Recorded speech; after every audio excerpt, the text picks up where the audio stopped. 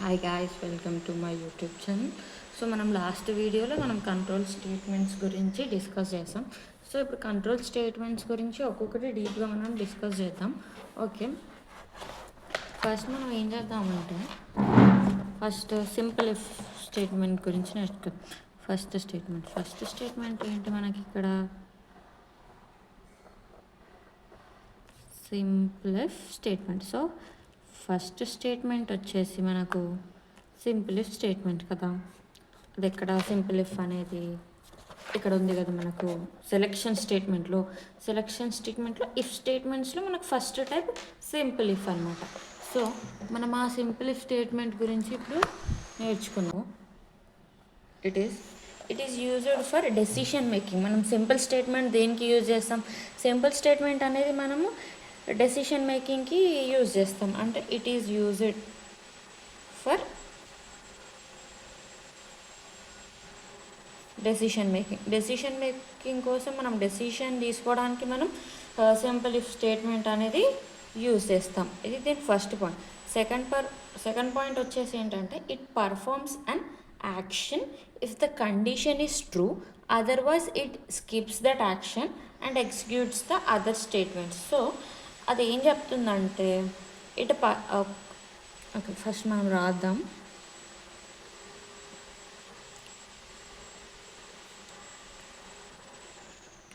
It performs an action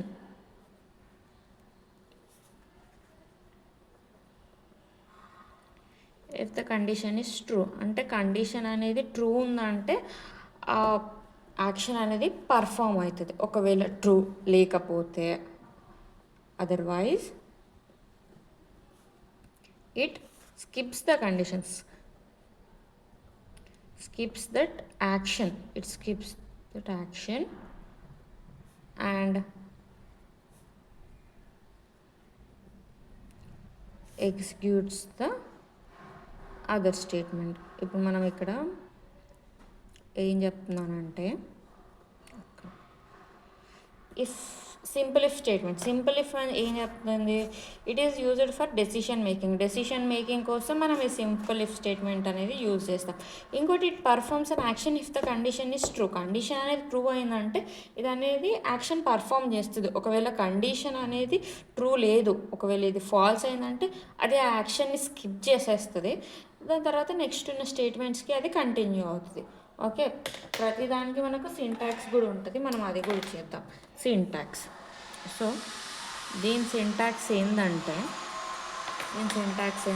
first ఒక if condition ఉంది. If condition ఉంది, open bracket, true block close bracket, statement X. Okay, ఇప్పుడు ఒకవేళ true అయిందనుకో next స్టెప్కి వెళ్తుంది. ఒకవేళ ఫాల్స్ అయిందనుకో డైరెక్ట్ ఇక్కడికి వచ్చేస్తుంది. ఇది ఎప్పుడు ఒకవేళ ఫాల్స్ అవుతుంది. ఓకే, దీనికోసం మనం ఒక డయాగ్రామ్ కూడా డ్రా చేస్తాం మీకు సింపుల్గా ఉండడానికి. ఓకే, ఫస్ట్ మనం ఫ్లో చార్ట్ లాగా వేసుకున్నాం.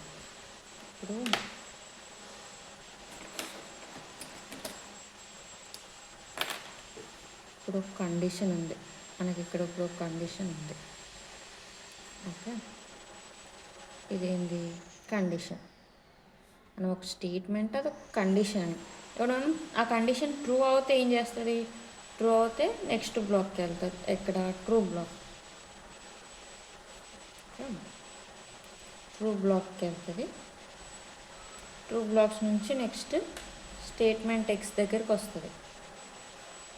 ఇక్కడికి స్టేట్మెంట్ ఎక్స్ దగ్గరకు వస్తుంది ఒకవేళ ట్రూ అయితే.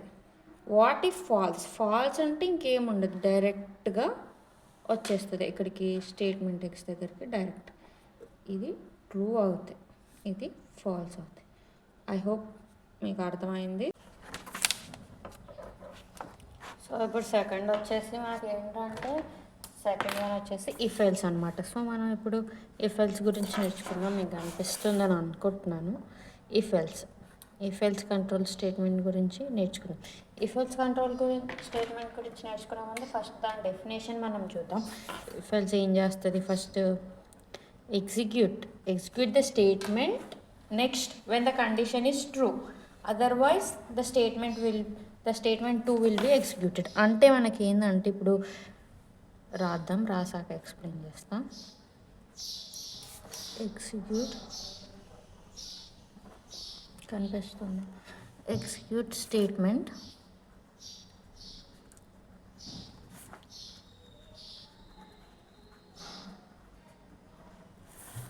when the condition is true.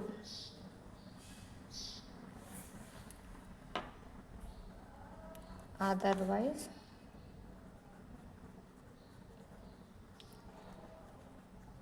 statement 2 will be executed.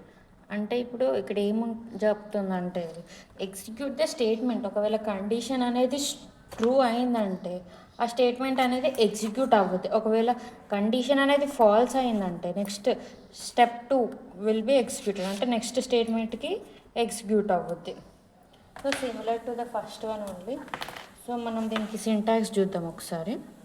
Syntax చూసి డయాగ్రామ్ చూస్తే మీకు ఆల్మోస్ట్ ఒక ఐడియా వస్తుంది. ఫస్ట్ ఇఫ్ కండిషన్ ఒకటి తీసుకుందాం మనం. If condition open bracket true అయితే ఏమైతే స్టేట్మెంట్ బ్లాక్. స్టేట్మెంట్ నెక్స్ట్ స్టేట్మెంట్లో కదా ఎల్స్ ఫాల్స్ అయిపోయిందంటే ఫాల్స్ అయితే స్టేట్మెంట్ బ్లాక్.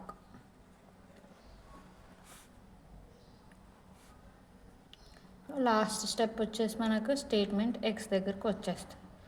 సో సింటాక్స్ ఇది దీని సింటాక్స్ అనమాట. If else syntax. ఇప్పుడు మనం డయాగ్రామ్ చూద్దాం. డయాగ్రామ్ చూస్తే ఆల్మోస్ట్ మీకు ఒక ఐడియా వచ్చేస్తుంది. ఫస్ట్ మనకు ఒక కండిషన్ ఉంటుంది. ఒక స్టేట్మెంట్లో ఇచ్చిన స్టేట్మెంట్ కండిషన్ చూద్దాం. కండిషన్ ఒకవేళ ట్రూ అయింది అనుకోండి, ఒకవేళ కండిషన్ ఒకవేళ ఫాల్స్ అయింది అనుకోండి, ఇది ట్రూ, ఇది ఫాల్స్. ట్రూ అయిపోయింది అనుకోండి ట్రూ బ్లాక్లోకి వచ్చేస్తుంది. ఎక్కడికి? True black.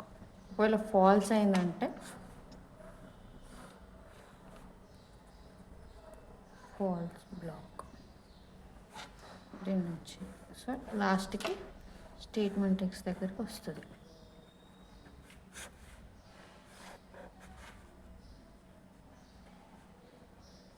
స్టేట్మెంట్ ఎక్స్ అర్థమైంది అనుకుంటున్నాం. థర్డ్ వన్ వచ్చేసి మనకి ఏంటంటే nested if else.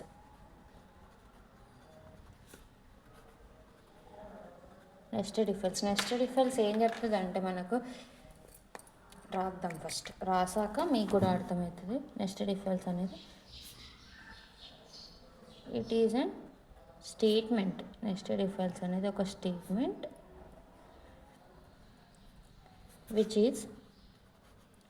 which is defined inside another if statement.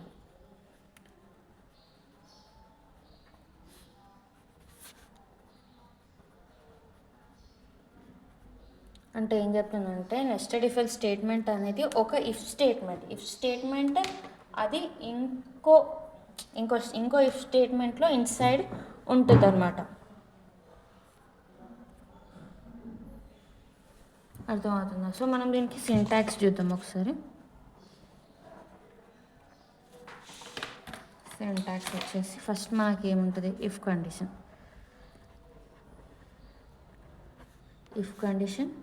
Open bracket.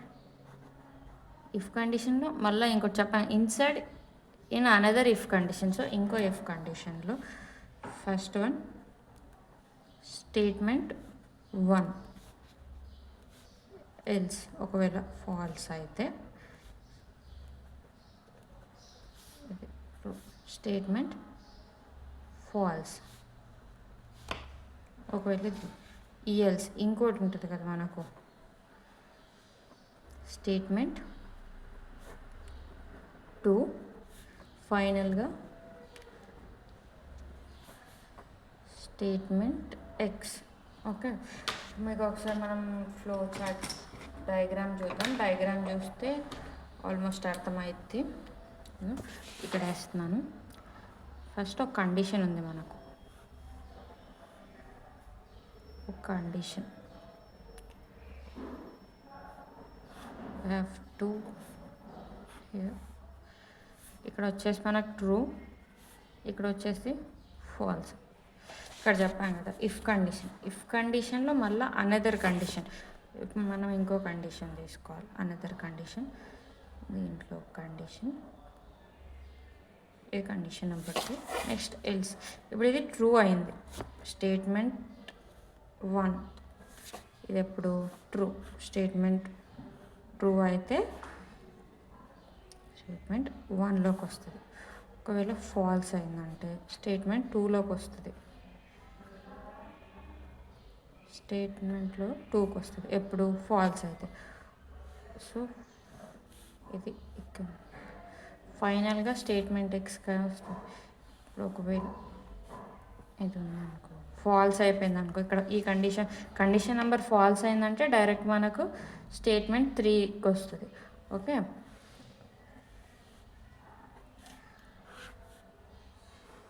ఫైనల్గా మనకు స్టేట్మెంట్ ఎక్స్ దగ్గరికి వస్తుంది. స్టేట్మెంట్ ఎక్స్ అర్థమైంది అనుకుంటున్నాను మీకు. సో మనకు 4th టైప్ వచ్చేసి ఏంటి, ఇఫ్ ఎల్స్ ఇఫ్ లాడర్. ఇక్కడ అర్థమైంది. 4th వన్ వచ్చేసి if else if ladder. Statement రాద్దాం ఇఫ్ ఎల్స్ ఇఫ్ లాడర్ది. if else if ladder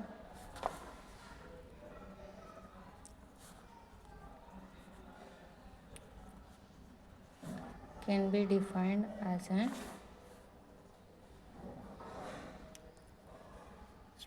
sequence of it else statements. if else statements.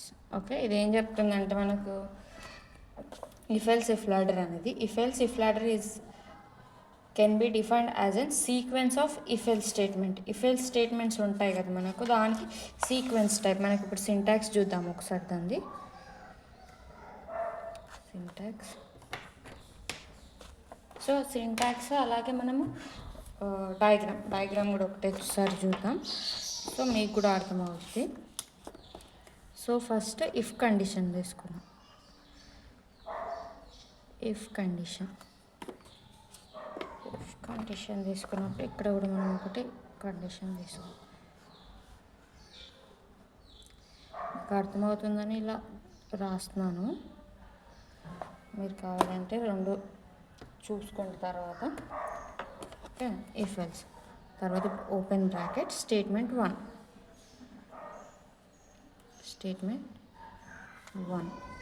Close bracket. మనకు statement 1 అంటే ఇక్కడ if condition number 1 was true అయిందంటే మనకి ఎక్కడ వస్తుంది, స్టేట్మెంట్ 1 దగ్గరికి వస్తుంది.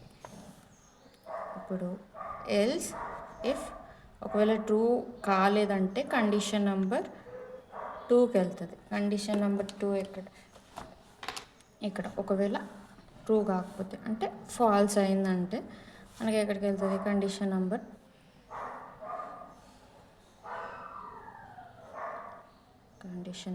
2. ఓకే, కండిషన్ నెంబర్ 2 వెళ్ళాక closing bracket. Okay, next else if condition number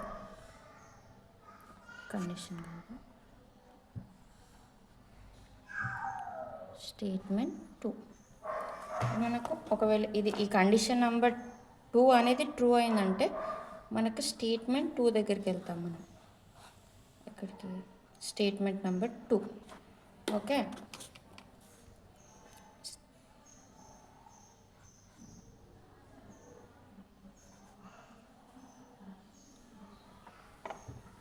ఒకవేళ కాకపోతే ఎల్స్ ఇఫ్ కండిషన్ నెంబర్ 3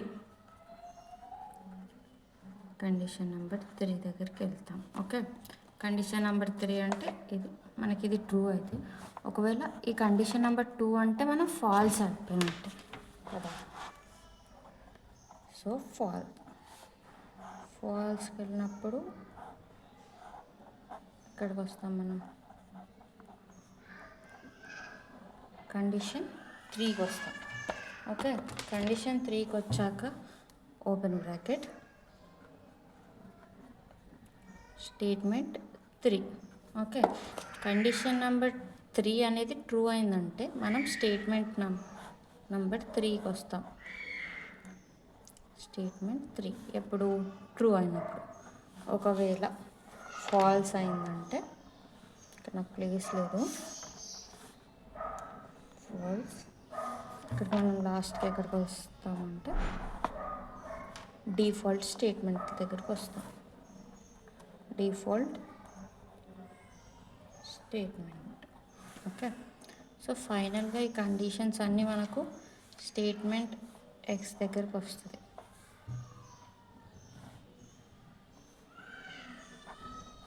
చూద్దాం, మీరు కొంచెం నీట్గా డ్రా చేసుకోండి. ఇవన్నీ ఎక్కడికి వస్తుంది మనకు,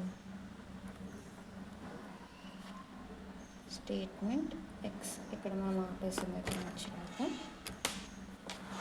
statement 3 closing bracket else statement ఎన్ వరకు అట్లనే వెళ్తుంది. So statement X